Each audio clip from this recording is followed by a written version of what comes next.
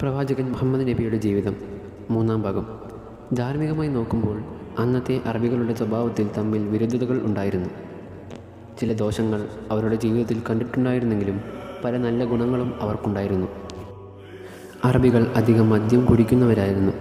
മദ്യം കുടിച്ച് മത്തിൽ ഓരോന്ന് ചെയ്തു കൂട്ടുന്നത് അവർക്കൊരു പാപമല്ലായിരുന്നു.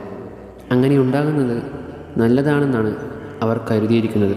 സുഹൃത്തുക്കളെയും അയൽവാസികളെയും മദ്യപാനത്തിന് ക്ഷണിക്കുകയും അതുകൊണ്ട് സമൂഹത്തിൽ വലിയ പേര് നേടുകയും ചെയ്തിരുന്നു. ഒരു സമ്പന്നൻ ദിനംതോറും 5 തവണ മദ്യം കുടിക്കാതെ ഇരിക്കുക അവർക്ക് ശരിയായ സമ്പന്നനല്ലായിരുന്നു. ചൂതുകളി അവരുടെ പ്രധാന വിനോദമായിരുന്നു. അത് അവർ ഒരു കലയായി വരെ കണ്ടു വളർത്തി. അധികം പണം സമ്പാദിക്കാനെന്ന് മാത്രമല്ല, കളിച്ചുകൊണ്ട് വിജയിച്ചവൻ സുഹൃത്തുക്കൾക്ക് വലിയ പാർട്ടി നൽകി സന്തോഷം പങ്കിടുകയായിരുന്നു പ്രധാന ലക്ഷ്യം. യുദ്ധകാലങ്ങളിൽ പോലും ഇവർ ചൂതിലൂടെ പണം കണ്ടെത്തി യുദ്ധത്തിന് സഹായം ചെയ്യുമായിരുന്നു.